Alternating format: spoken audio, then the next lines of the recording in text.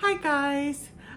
Today I wanted to focus on a couple of things, and I think what I'm gonna do is do the episode for Tuesday is gonna focus more on overeating and binge eating disorder, and then the second video will be the things that I do in order to counteract that.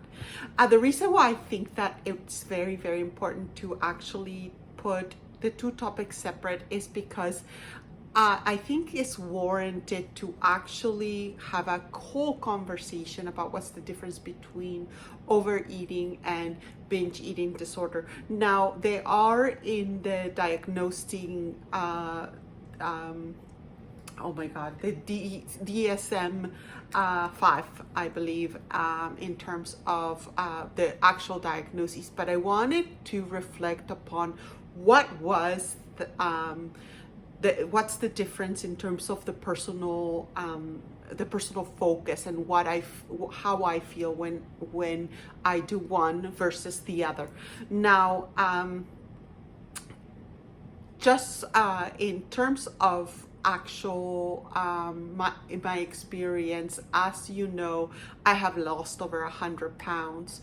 I'm around 175 pounds. Before I began a journey, I was over 270 pounds. So this is the reason why I think it would be important for you guys to actually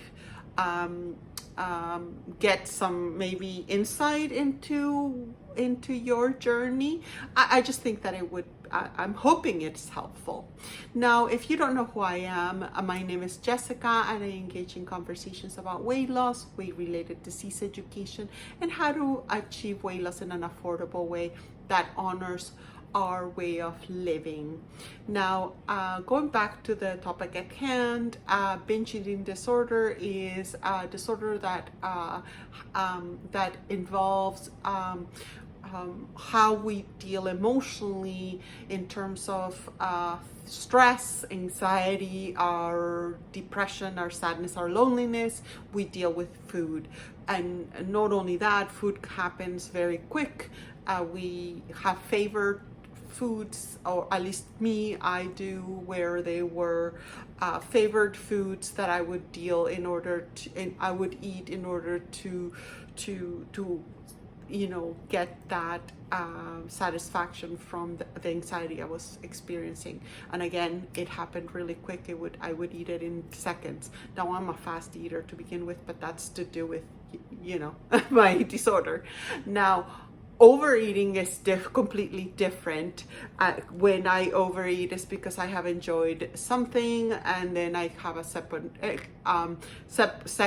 helping, and then I feel at the beginning of the first helping, I already feel full, and then what I am accomplishing with that extra serving is feeling stuffed. Does that make sense? So because of that, there are sort of rules that I abide by. But that is not this video. This video is to talk to put a personal spin a little bit on why is it that I actually decided to focus on lifestyle in terms of and not necessarily on the weight. So let's go back to when I was a kid. I used to deal a lot of my emotional things with food. My personal things were, the ramen soups. Those I did quite a bit of. I kept eating those. Now, they're not nor good nor bad. All I'm proposing is that when I was younger, typically my teens, I used to hide those that was the food of choice that I used to binge over. Were my parents aware? I don't think that they are to this day, that they were aware of that was the binging all they knew was that I was gaining quite a bit of weight at that time, and it was becoming something that I would do quite a bit every day, I would say. In terms of other things, I would mix the binging episodes with the overeating episodes. So for example, at dinner, I would eat to the point where I would be very, very full, so full that I just felt nauseous. And that was an emotionally thing that would appease the demons, right? In terms of what I was dealing in school, acceptance, and because from the beginning, since I was 10, I was very big. I think that I had a lot of issues in terms of how I was dealing with my emotions. If I think I've given you guys a background behind how I used to be when I was young. I actually was born in Lima, and to begin with, I was a very tall girl. But on top of that, I was fairly also, if you were putting myself in as children, the doctors put them on the 90th percentile. I would be that, like I would be, I started to be very tall, taller than my cohorts. And also there was a lot of course, making fun of my size and of my weight, especially as a girl. I felt that I was the man, the odd man out. And in order for me to, at the beginning, of course, my parents just put me on, on sports and things like that. I never actually was slim. I was always robust little girl and tall, very tall little girl. And food was something that I utilized to, that I enjoyed by default, and then I used later in life. I would say around 13, 14, 15, I started to use it for emotional coping, because it brought me comfort. And I am actually very glad that a lot of people talk about these things, that it was your friend, it was my friend too. So it's quite, I really like that aspect of YouTube, for example, that does have that perspective where there's people having conversations about their experiences. And what I found in this community is the fact that a lot of people said, I found that food was my friend. Well, yes, absolutely. Food was my friend for my teen years. And then I think there's that aspect of I don't think at that time I thought that I could use anything else to cope with my life. It was just the default.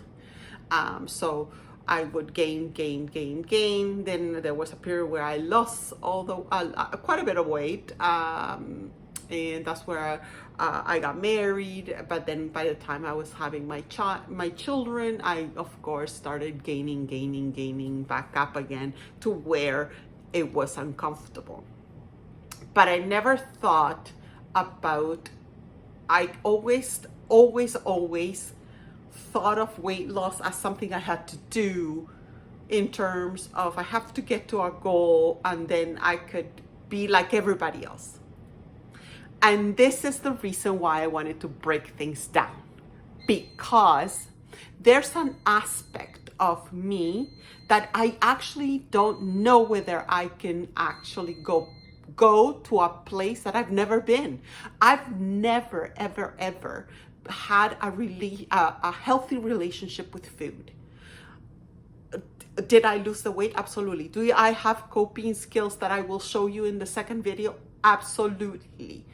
Do I have to figure out every day?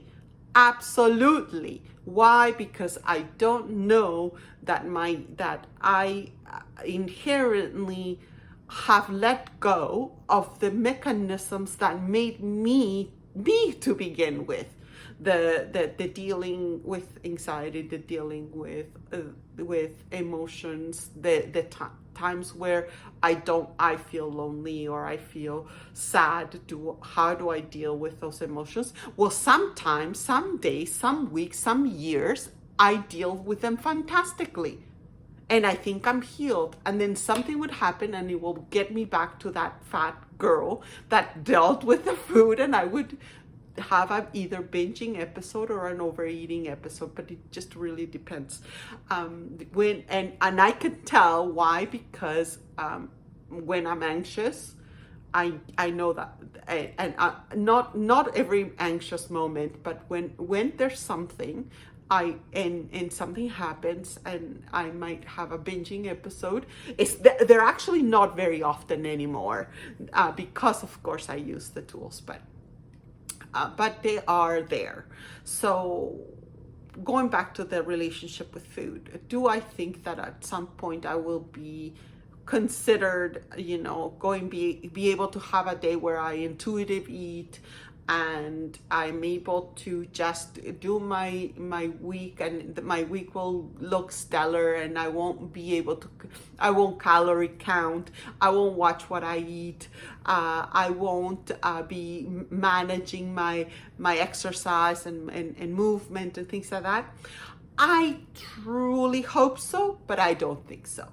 I truly do not think that that I will ever be in a place that I will be intuitive eating, because I think that sometimes perspective in terms of that detachment of for me, not everyone, please don't start doing calorie counting, because if this is calorie counting is a trigger for you, please do not do it. What I'm proposing is that for me is one of the is the objective thing that keeps me my perspective. Why? Because this is the thing, is that if I sometimes where I'm so emotionally invested into this diet and things like that, I do not put in perspective what a portion of French fries is.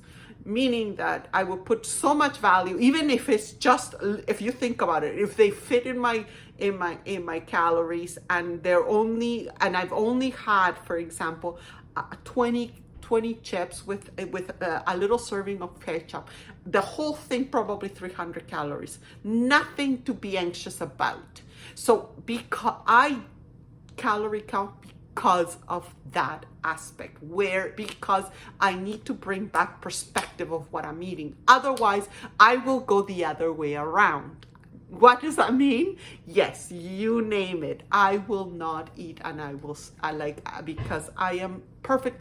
I cannot possibly do perspective. I would go to the other direction, because that's my extreme, and I deal with extremes when I have no rising sun, no north star, nothing that's guiding me. That's the only thing that keeps me objective. I hope you enjoyed, and I hope you found this useful in terms of our conversation. So the second video, I will be discussing the 5 strategies I use in order to deal with overeating and binge eating. Have a good one.